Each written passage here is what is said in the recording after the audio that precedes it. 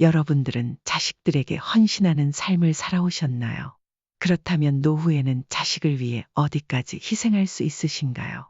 나는 나를 위한 인생을 살겠다고 다짐하는 분들도 있고, 자식을 위해 무엇이든 아깝지 않다고 생각하시는 분들도 계실 겁니다. 어떤 글귀 하나를 읽게 되었는데 참 마음에 와닿았습니다. 우리는 부모를 봉양한 마지막 세대이자 자식에게 부양받지 못하는 첫 세대이다. 아마 50대, 60대, 70대 분들은 이 문장을 읽으며 깊이 공감하실 것입니다. 세상이 변했다는 것을 진작 알고 있었지만 자식에게 봉양받는 것은 이제 기대조차 할 수 없는 현실입니다. 자식들에게 등골이 빨리는 부모들은 그저 흔한 모습이 되어버렸습니다. 자식들을 키우느라 청춘을 다 바쳤지만 청춘도 모자라 이제는 노년기까지 자식을 부양해야 하는 시대입니다. 여러분들의 노후는 안녕하신가요? 어떤 어머니의 이야기를 들려드리겠습니다. 권은자 씨에게는 아들이 하나 있었습니다. 결혼하여 가정을 꾸린 아들은 독립했지만 얼마 지나지 않아 권은자 씨의 남편이 병으로 세상을 떠났습니다. 그게 벌써 5년 전의 일이었습니다. 세 식구가 살던 집에 홀로 남겨진 권은자 씨는 처음에는 세상이 무너지는 듯한 기분이었지만 시간이 흐르면서 그 또한 적응이 되었습니다. 오히려 남편을 위해 그리고 자식을 위해 맞춰져 있던 권은자 씨의 시간이 수십 년 만에 비로소 처음으로 자신만을 위해 쓰이게 된 것이었죠. 권은자 씨는 평생 알뜰하게 살았고 나이 70이 다 되어가도록 남편과 한 푼 두 푼 아낀 재산이 적지 않았습니다. 그래서 아들을 결혼시킬 때 집 한 채를 해주고도 노후에 쓸 돈은 충분히 남겨둘 수 있었습니다. 또한 남편이 떠나며 남긴 보험금도 꽤 있었기에 늙어서 굶어 죽을 걱정은 하지 않았습니다. 젊어서 고생을 많이 했지만 이렇게까지 살아왔으니 인생이 헛되지 않았다고 생각할 수 있었습니다. 아들을 출가시키고 나니 넓은 집에서 혼자 살 필요가 없던 권은자 씨는 고향으로 내려가 방 한 칸 있는 작은 아파트로 이사했습니다. 그곳에서 어렸을 적 친구들과 다시 만나며 즐겁게 생활했습니다. 그리고 통장에 넣어둔 돈을 노후에 대비해 대출을 더 받아 원룸 건물을 하나 살까 고민하던 중이었습니다. 어차피 큰 돈 들어갈 일이 없을 것이라 생각했고 매달 나오는 월세로 조용히 지내면 아들의 도움 없이도 편히 살다 갈 수 있겠다고 생각했습니다. 그리고 자신이 죽으면 건물 한 채는 아들에게 물려줄 수 있을 것 같다는 생각도 했습니다. 하지만 부동산에 대해 잘 알지 못했던 권은자 씨는 아들에게 이 계획을 상의하게 되었습니다. 그것이 권은자 씨의 일생일대의 실수였다는 것을 그때는 알지 못했습니다. 어머니, 준호 아빠한테 들었어요. 부동산 투자하신다면서요. 명절이 아니면 잘 찾아오지도 않던 아들 부부가 갑작스럽게 찾아온 날 며느리의 눈이 반짝였습니다. 에이, 어머니, 요즘 누가 부동산을 사요? 며느리가 혀를 찼습니다. 부동산이란 거 계속 왔다 갔다 하면서 청소도 하고 관리해야 하고 가격도 계속 떨어지기만 하는데 돈 있는 사람들은 투자성 보험 들어요. 권은자 씨는 며느리가 그럴싸한 말들을 늘어놓으며 보험 이야기를 꺼내자 조금 혼란스러웠습니다. 며느리는 채권이 어떻고 펀드가 어떻고 하며 어려운 용어를 잔뜩 사용했지만 권은자 씨가 이해할 수 있는 말은 별로 없었습니다. 엄마, 모르겠으면 그냥 저한테 맡겨요. 몇 배로 불려서 돌려드릴 수 있어요. 몇 배로 불려준다고. 그런 거 위험한 거 아니냐? 어머니, 위험하면 제가 어머니께 권했겠어요.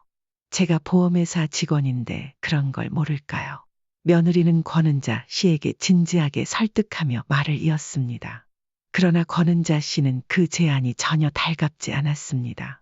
내가 이 나이에 재산을 불려서 대체 뭘 하겠다는 거람. 죽을 때 짊어지고 가랴. 그 생각이 머릿속에서 떠나지 않았습니다. 그래도 어머니, 요즘 세상은 달라요. 돈을 그냥 가지고만 있으면 오히려 그 가치가 사라져버린다니까요. 어머니 노후까지 편하게 사시려면 그 돈 가지고는 부족해요. 됐다. 난 돈 쓸 데도 없고 보험이든 부동산이든 투자 안 해도 이 돈이면 앞으로 남은 세월 다 쓰고도 남는다. 너 물려줄 재산 때문에 그러냐? 권은자 씨가 단호하게 말하자 며느리는 약간 기분이 상한 듯 보였습니다. 어머님, 저희는 그런 거 생각도 안 해요. 어머님께서 평생 편히 사시라고 말씀드리는 거죠. 부동산 사셔도 달라고 안 해요.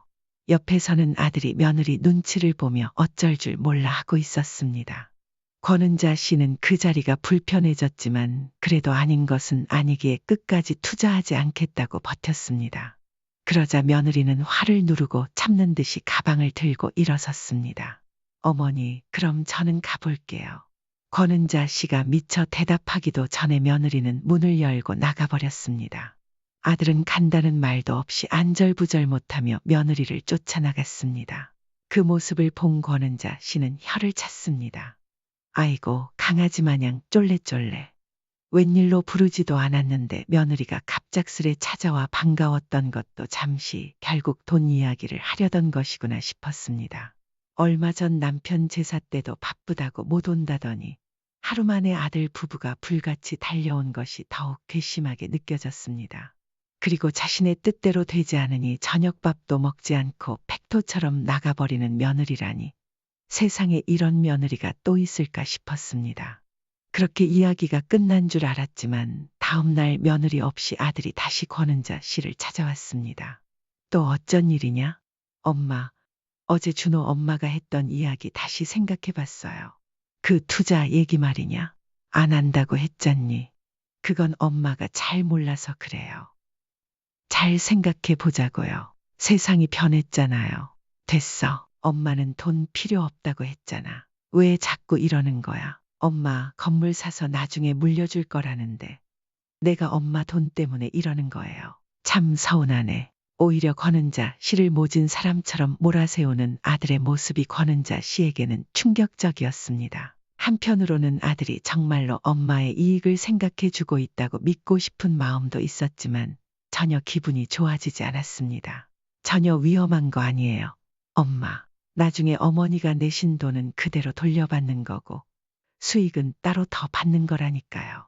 엄마는 그런 거 잘 모르니까. 그러니까 잘 아는 준호 엄마한테 맡기라는 거잖아요. 우리가 가족인데 엄마한테 안 좋은 일을 권하겠어요. 그건 당연히 아니겠지. 근데 그거 들면 준호 엄마한테도 좋은 거냐? 실적이 올라가니까 당연히 좋죠. 아들은 여전히 집요하게 설득을 이어갔습니다. 계속된 설득에 결국 권은자 씨는 두 손 두 발을 들 수밖에 없었습니다. 아들의 간절한 얼굴, 가족을 믿어달라는 말, 그리고 며느리의 반짝이던 눈빛, 모두 그녀의 마음을 결국 꺾어버렸습니다. 그날 권은자 씨는 자신의 돈을 며느리에게 맡기기로 했습니다. 그래서 도대체 얼마를 달라는 거야? 권은자 씨가 물었고 아들은 대답했습니다. 투자금은 많으면 많을수록 좋죠. 그래도 통장에 어느 정도 돈은 남겨둬야 엄마도 생활할 수 있으니까요. 엄마, 연금 나오는 걸로 쓰시고 계시면 금방 불려서 드릴게요. 투자에 대한 불신은 여전했지만 자식인 아들이 권은자 씨에게 해가 될 일을 할 이유가 없다는 생각에 그녀는 결국 믿어보기로 했습니다. 그리고 그날 저녁 며느리에게 바로 전화가 왔습니다. 어머니, 정말 잘 생각하셨어요. 어제 그렇게 토라져서 나가버렸던 며느리가 다시 나긋나긋한 목소리로 어머니 하고 부르는 소리에 권은자 씨는 씁쓸한 미소를 지었습니다. 그 순간 권은자 씨는 생각했습니다. 앞으로도 며느리에게 시어머니 대접을 받으려면 돈은 반드시 필요하겠다고 말이죠. 근데 그런 거 하려면 어디 가서 설명도 듣고 해야 하는 거 아니냐. 물론 그렇게 하셔도 좋아요. 어머니. 그런데 들어보셔도 무슨 말인지 잘 모르실걸요. 골치 아프게 그러지 마시고 제가 다 알아서 할 테니 어머니는 아무 걱정 마세요. 그렇게 권은자 씨는 며느리의 통장으로 돈을 보냈습니다. 하지만 아들과 며느리는 한 번으로 만족하지 않았습니다. 그들은 번갈아가며 계속 더 많은 투자를 하라고 설득했고 결국 권은자 씨는 3번에 걸쳐 가지고 있던 대부분의 돈을 송금하게 되었습니다. 검소하게 살았던 권은자 씨는 통장에 있던 돈이 없어져도 처음에는 생활이 크게 달라지지 않았습니다. 그러나 몇 억이라는 큰 돈을 맡기고도 마음 편히 발을 뻗고 잘 성격은 아니었습니다. 그래서 가끔 아들이나 며느리에게 전화해서 어떻게 되고 있는지 물었습니다. 어머니, 고수익이 나려면 시간이 좀 걸려요. 처음엔 금방 큰 돈으로 불려준다던 말과는 다르게 이제는 시간이 걸린다는 며느리의 말에 권은자 씨는 점점 불안해졌습니다. 그런 권은자 씨를 달래려는 듯 아들과 며느리는 평소보다 살갑게 그녀를 챙기기 시작했습니다. 손자와 함께 주말마다 외식도 했고 허리가 아프다고 하자 뜬금없이 안마의자를 사주기도 했습니다. 혼자 적적하게 살던 권은자 씨는 그런 관심이 내심 좋기도 했습니다. 하지만 그 관심도 처음에는 좋았을 뿐 돈을 맡긴 지 1년이 다 되어가도록 수익이 나는지 아니면 언제쯤 받을 수 있는지에 대한 이야기가 없으니 권은자 씨의 답답함은 점점 커져갔습니다. 그래서 며느리에게 돈을 빼고 싶다고 넌지시 말해보았습니다. 어머니, 지금 빼면 손해가 너무 커요. 그럴 거면 처음부터 투자를 안 하는 게 낫죠. 손해가 얼마나 되길래 반토막 난다고 보시면 돼요. 아니, 위험한 게 아니라며. 이게 무슨 소리야. 위험하다기보단 지금 빼면 손해가 커요. 아무튼 복잡한 게 있으니 지금은 절대 빼시면 안 돼요. 며느리는 단호하게 말했고 권은자 씨는 그 돈을 그냥 돌려달라고 하기도 어려운 처지가 되었습니다. 그저 속이 타들어갔습니다. 그저 자식과의 믿음 하나로 여기까지 왔는데 이제 와서 돌이킬 수 없는 상황이 되다니. 그런 상황에서 권은자 씨는 자주 어울리는 친구를 만나게 되었습니다. 시골에서 땅도 가지고 있고 자식들도 잘 키워 말년을 여유롭게 살고 있는 친구였습니다. 함께 한참 이야기하던 중 문득 친구와 자신의 처지를 비교하게 된 권은자 씨는 깊은 무력감을 느꼈습니다. 금목걸이와 금팔찌를 주렁주렁 하고 있는 친구의 화려한 모습에 비해 수수하고 초라해 보이는 자신의 차림새가 갑자기 창피하게 느껴졌습니다. 전에 한 번도 그런 생각을 한 적이 없었던 권은자 씨였지만 통장에 돈이 없고 나이 들어버리도 없다는 사실이 그녀를 예전보다도 더 위축되게 만들었습니다. 전에 건물 산다고 그러지 않았어. 그것도 안 사고 왜 이렇게 후줄근하게 살아. 돈 꽉 쥐고 있다가 관 들고 갈 거야. 친구가 농담처럼 던진 말에 권은자 씨는 차마 웃으며 받아치지 못했습니다. 그저 마음이 서글퍼졌습니다. 그리고 친구들이 제주도 여행을 계획하고 있다는 이야기를 꺼냈습니다. 이번에 우리 제주도 놀러 갈 건데 같이 가자고. 너도 와야지. 그러나 권은자 씨는 그 여행 비용조차 부담스러워 그저 말을 삼켰습니다. 이 씨는 단칸방에 살며 검소한 생활을 이어갔습니다. 주변 친구들은 그런 이 씨의 모습을 이해하지 못했습니다.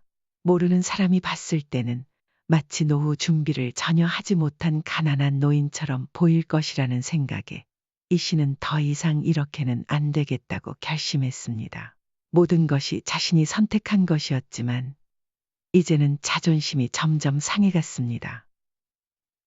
친구가 가고 나서 이 씨는 며느리에게 전화를 걸었습니다. 그래서 말인데 손해를 보더라도 괜찮으니까 투자금을 돌려다오.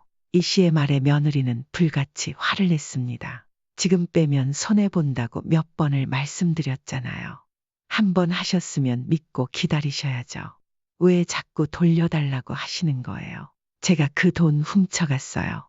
이 씨는 당황했지만 침착하게 대답했습니다. 그게 아니라 그 돈이 언제까지 묶여 있어야 되니? 어느 정도 돈이 있어야 내가 생활을 할 수 있잖니.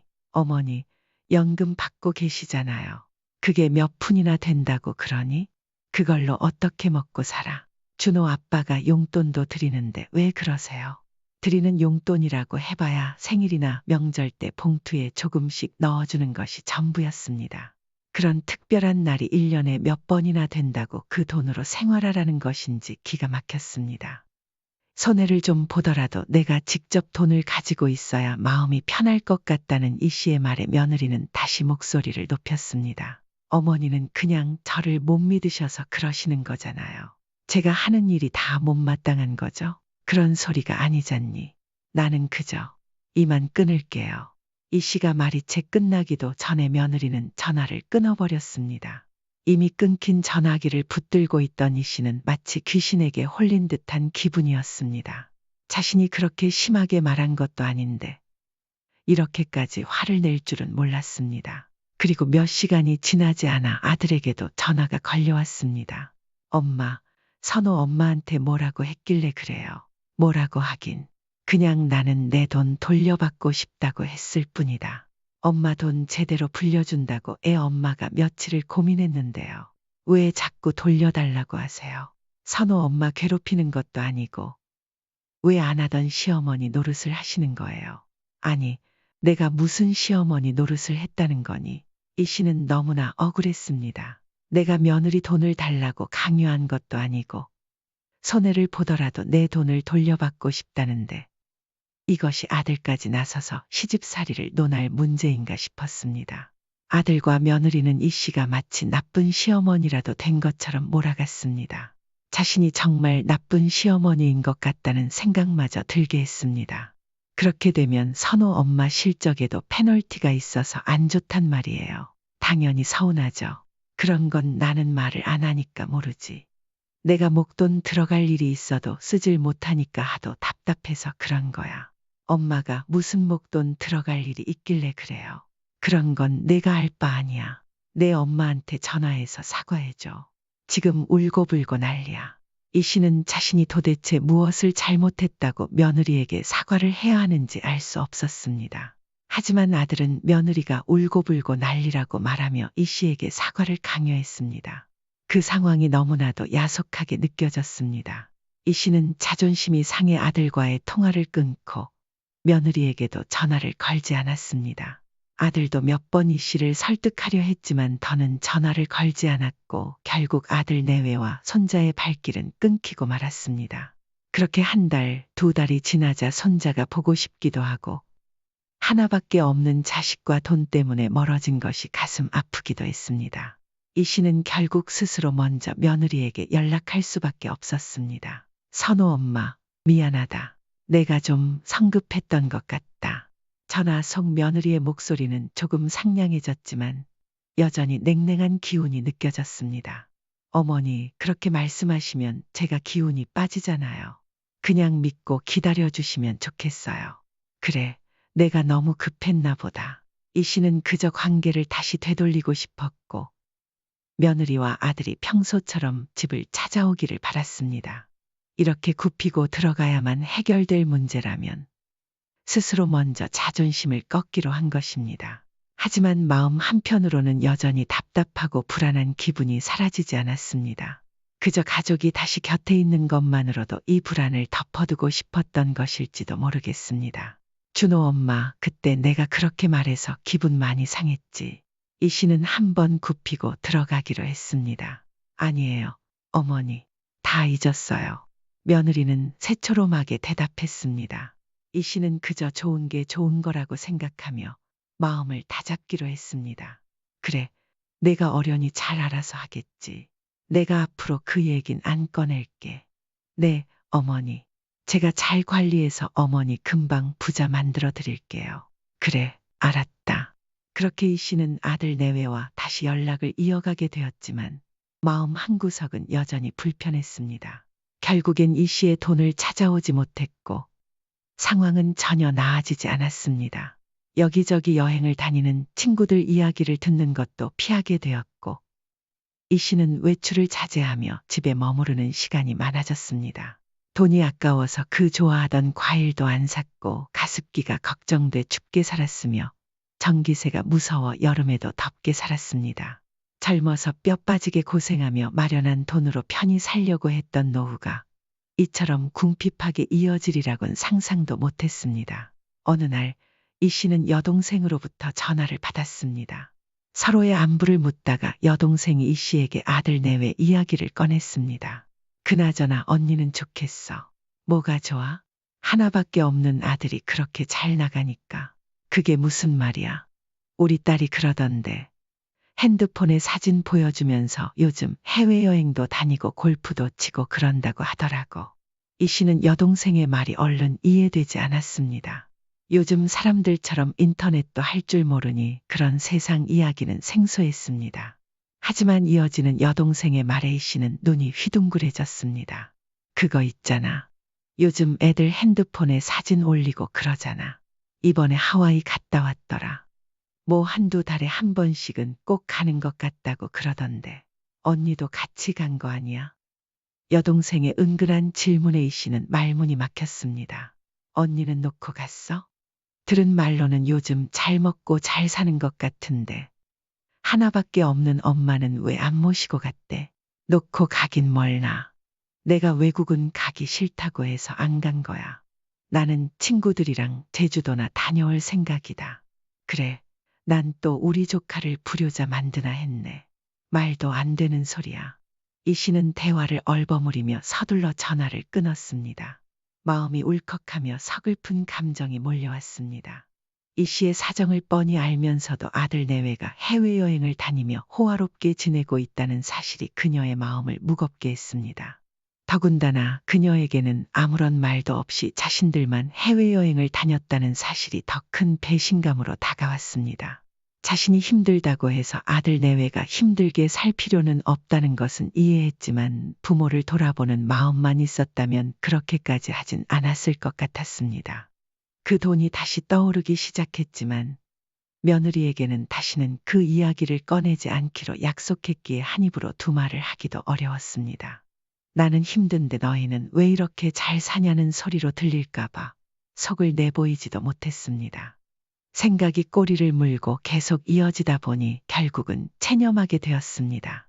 그래, 너희들이 잘 살면 됐다. 그러다 얼마 지나지 않아 이 씨의 생일이 다가왔습니다. 오랜만에 손자를 데리고 아들 내외가 집으로 온다고 하기에 이 씨는 일찍부터 저녁상을 차리기 시작했습니다. 남들은 며느리에게 생일상을 받는다던데 바쁜 며느리에게 그런 걸 시킬 수는 없었습니다. 갈비찜에 잡채, 여러 가지 음식을 준비하면서도 마음 한켠은 아들 내외와 손자를 만날 생각에 설렜습니다. 하지만 사람의 마음은 그렇게 단순하지 않은 법입니다. 생일날 아들 내외가 빈손으로 방문한 것을 보니 이 씨의 마음은 씁쓸했습니다. 흔한 케이크 하나 없이 밥상에 앉아 밥을 먹는 중 며느리가 슬며시 가방에서 봉투 하나를 꺼내는 것을 보았습니다.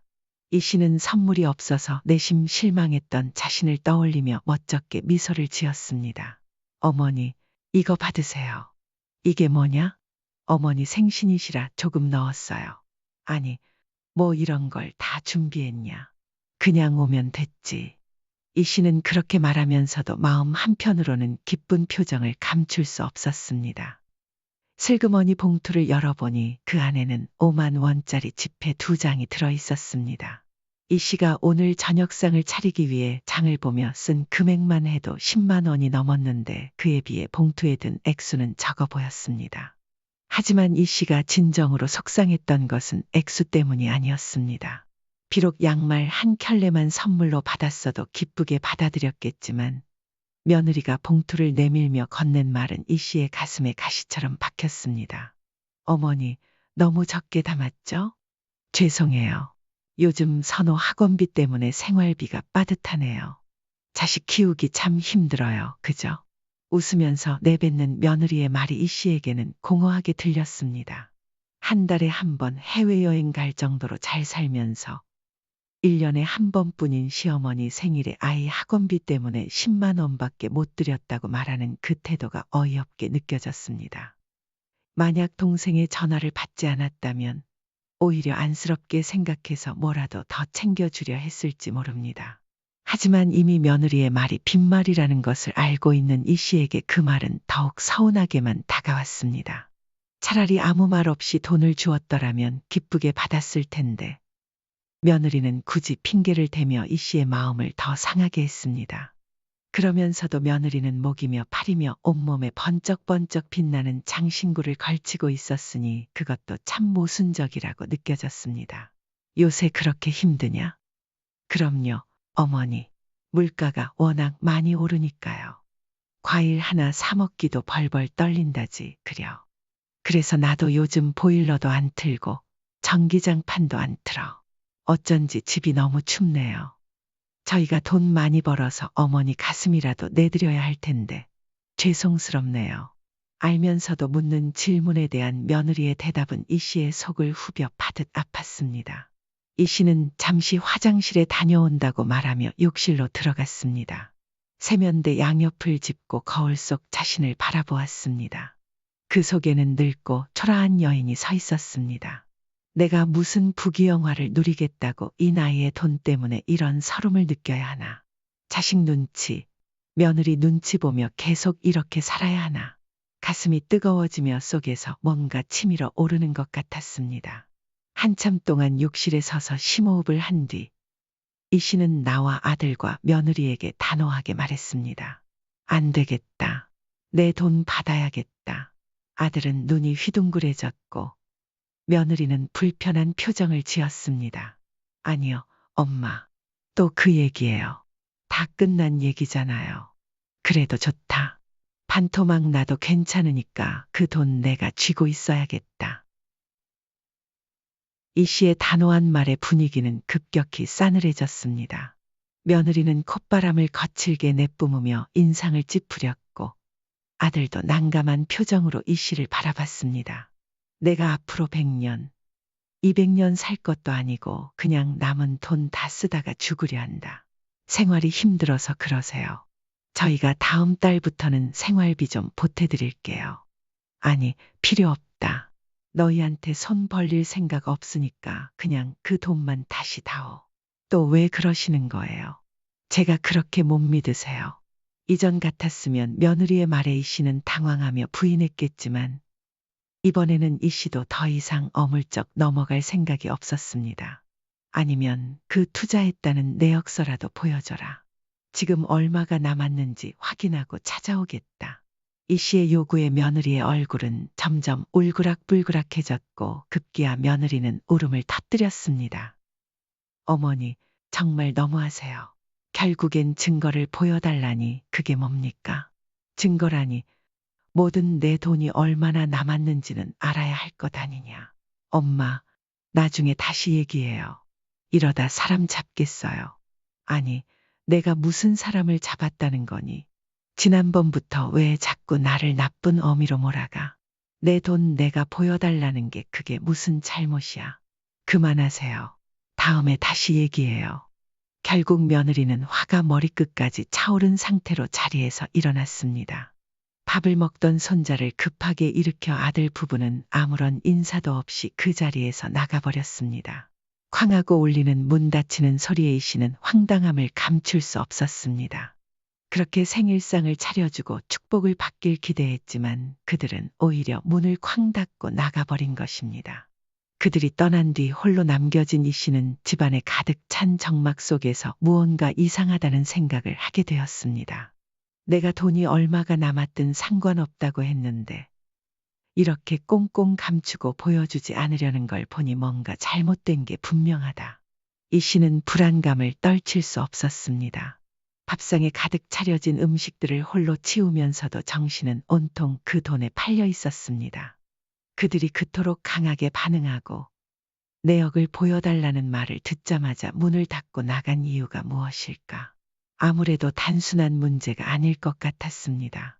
다음 날 아침, 이 씨는 아침 9시가 되자마자 며느리가 일하는 보험회사의 고객센터에 전화를 걸었습니다. 저기요, 혹시 이순자 이름으로 어떤 투자 보험이 가입되어 있는지 확인할 수 있을까요? 정확히 어떤 상품에 가입했는지조차 모르는 이 씨는 당황스러운 목소리로 물었습니다. 고객센터 상담사는 본인 확인 절차를 거친 후 다른 부서로 연결하겠다고 하더니 한참을 기다리게 했습니다. 그리고 마침내 상담사의 대답이 돌아왔습니다. 죄송합니다. 고객님께서 말씀하신 정보로는 고객 등록이 되어 있지 않으십니다. 네? 그럴 리가요. 보험 말고 투자한 건 없나요? 죄송하지만 저희 시스템에 고객님의 정보가 없습니다. 다급해진 이 씨는 며느리의 이름도 말해보았습니다. 박정희, 그 직원이 며느리인데 그 이름으로 확인 좀 해주세요. 하지만 상담사는 개인정보 보호를 이유로 확인해 줄 수 없다는 대답만 앵무새처럼 반복했습니다. 전화를 끊으며 이 씨는 가슴이 철렁 내려앉았습니다. 분명히 며느리가 다니는 회사의 투자성 보험에 가입했다고 했는데 등록이 되어 있지 않다니. 이쯤 되자 이 씨는 상황이 크게 잘못됐다는 것을 깨달았습니다.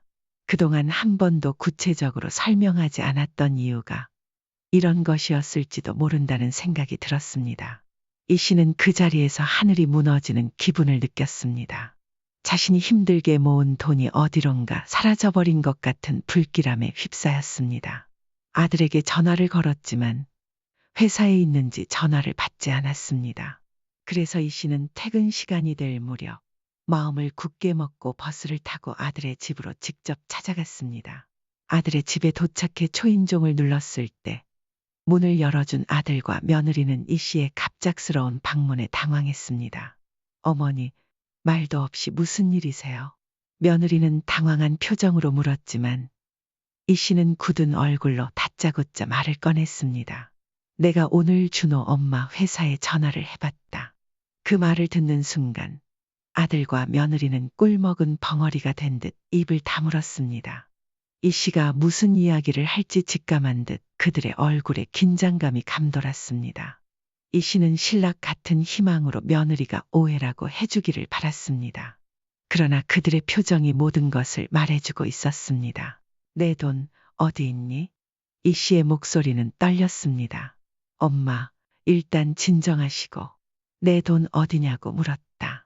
이 씨가 화를 내자 며느리는 머뭇거리다 마침내 입을 열었습니다. 처음에는 돈을 받고 나서 급히 돈 쓸 일이 생겨서 일부를 썼어요. 그런데 그 후에 나머지 돈으로 투자해서 쓴 만큼 다시 채워 넣으려 했거든요. 그러다 손자 선우의 어학연수 비용도 좀 더 꺼냈었고 우리가 해외여행도 몇 번 갔고 차도 새로 샀어요. 말이 이어지자 이 씨의 가슴은 마치 돌덩이로 짓눌리는 듯 했습니다. 결국엔 제 돈처럼 다 써버린 거예요. 며느리의 말은 끝내 이 씨의 예상에서 크게 벗어나지 않았습니다. 이 씨는 충격으로 할 말을 잃었습니다. 그저 눈앞이 아득해지고 귀에서 윙윙거리는 소리만 들렸습니다. 내가 그 돈을 너희들에게 줄 줄 알았니? 이 씨는 가늘게 떨리는 목소리로 물었습니다. 아들과 며느리는 대답하지 못하고 고개를 떨궜습니다.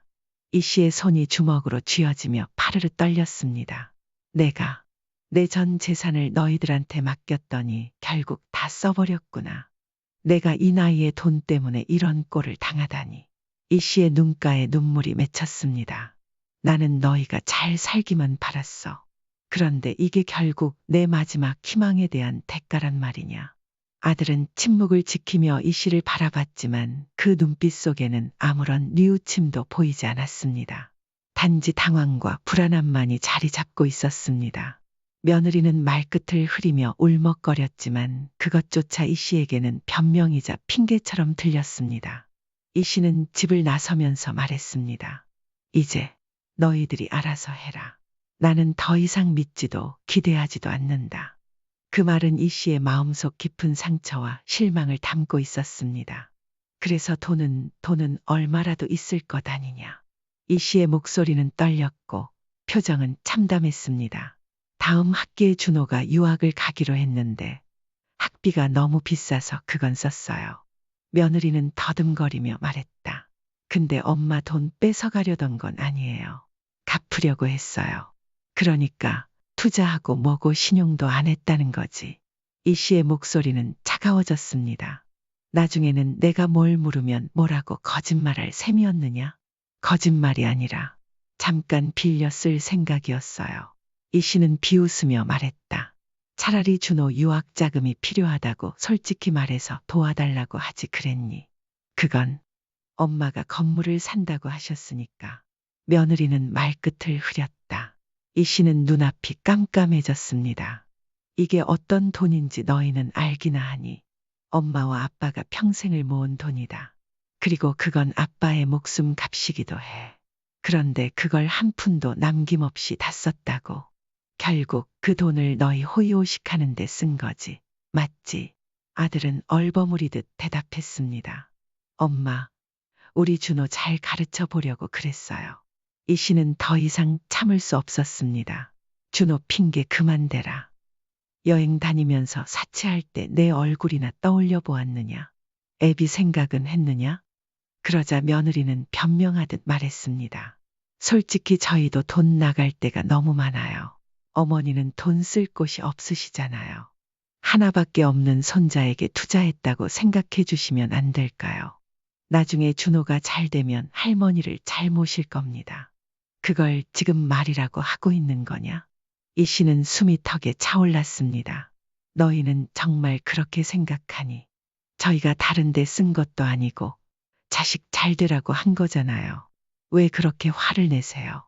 아들이 변명처럼 내뱉는 말에 이 씨의 얼굴이 굳어졌습니다. 너희는 너희 자식만 잘 되면 그만이냐? 부모는 어떻게 살든 상관없다는 거냐? 이 씨의 목소리가 떨리기 시작했습니다. 그런 말씀이 아니잖아요. 엄마. 저도 자식을 키워보니까 알겠더라고요. 내 자식이 귀한데 어머니는 저희에게 주는 게 그렇게 아까운 것처럼 느껴져요. 며느리는 더 이상 말을 하지 못하고 입을 다물었습니다. 자식, 자식 하지 말아라. 이 씨는 참다 못해 목소리를 높였습니다. 부모 속이고 부모 돈 빼앗아간 건 내 자식이 아니다. 내 자식 귀한 줄 알면 부모 귀한 줄도 알아야 한다. 남은 건 빈 통장과 단칸방뿐이었습니다. 그 자리에서 이 씨는 피눈물을 흘릴 수밖에 없었습니다. 걱정 마세요. 어머니는 저희가 끝까지 책임지고 모실게요. 아들은 그저 무책임한 말을 던졌습니다. 이 씨는 속에서 불이 나는 듯했습니다. 내가 언제 나 잘 모시라고 했냐? 내가 너희에게 부양해 달라고 한 적이 있느냐? 말도 안 되는 소리 하지 마라. 이 씨는 그들이 자신의 노후를 책임져 줄 수 있을 것 같지 않았습니다. 설사 그들이 그렇게 하려고 한다고 해도 그런 의지로 자신을 부양하는 삶은 원하지 않았습니다. 이 씨는 자식에게 짐이 되지 않기 위해 평생 동안 돈 한 푼만 편히 쓰지 않고 살아왔습니다. 그 돈은 결국 이 씨가 죽으면 몽땅 아들 것이 될 터였는데 다른 누구도 아닌 아들이 자신의 노후를 팔아 자기 자식의 미래를 샀다는 사실이 너무나 통탄스러웠습니다. 엄마, 어차피 나중에 물려줄 유산을 지금 미리 주신 거라고 생각하시면 되잖아요. 아들의 말에 이 씨는 고개를 저었습니다. 그래, 이미 사라져 없는 돈. 그렇게 유산을 줬다고 생각하자. 하지만 우리는 더 이상 부모 자식으로 이어질 인연이 아닌가 보다. 나도 너희에게 자식의 도리를 바라지 않을 테니 너희도 내 도움은 바라지 마라. 앞으로 각자 그렇게 살자. 뒤돌아서는 이 씨에게 아들은 말했습니다. 그럼 앞으로 손자도 못 보게 될 거예요. 협박 아닌 협박을 하는 그 말에 이 씨는 발걸음을 멈추지 않았습니다. 더 이상 아무런 감정도 남지 않았습니다. 집으로 돌아온 이 씨는 땅을 치며 오열했습니다. 자식과 며느리에게 쏘가 이런 처지가 된 자신이 너무나도 슬펐습니다. 그리고 끝까지 잘못을 뉘우치지 않는 그들의 모습에 더 큰 상처를 입었습니다. 누굴 탓할 것인가? 이 씨는 자문했습니다. 자식은 부모의 거울이라 하지 않습니까? 아들을 저렇게 키운 것도 결국엔 자신, 이 씨였던 것입니다. 그녀의 양육과 기대가 그들을 그저 탐욕스럽고 이기적인 사람으로 만들어버린 것 같아 후회스럽기 그지없었습니다. 하지만 그렇게 이러쿵저러쿵 생각할 시간조차 없이 현실은 너무도 막막했습니다. 빈털터리가 되어 살아갈 날이 멀지 않았다는 현실이 더욱 그녀를 괴롭혔습니다. 돈 걱정을 하지 않으려 노력하며 평생을 살아왔지만 이제 당장 먹고 살 걱정부터 해야 하는 처지가 되었습니다. 눈물은 끝없이 흘러내렸고 밤하늘은 그 눈물을 삼킬 듯 깊어 보였습니다. 그날 밤 이 씨는 스스로에게 다짐했습니다. 더 이상 자식에게 기대지 않고 혼자서라도 살아가리라. 아무것도 남지 않은 그 순간에도 이 씨는 혼자서라도 마지막 남은 삶을 살아내기로 결심했습니다. 자신의 삶을 지키기 위해, 자식에게 더 이상 빼앗기지 않기 위해 그렇게 스스로를 다시 일으켜 세우기로 했습니다. 한번 저버린 믿음은 다시는 돌아오지 않았습니다. 이제 이 씨는 자신의 남은 시간을 오로지 자신을 위해 살겠다고 결심했습니다. 그 결심은 너무 늦은 것이었지만 그래도 이 씨의 마음은 그 결심으로 인해 조금이나마 덜 무거워졌습니다.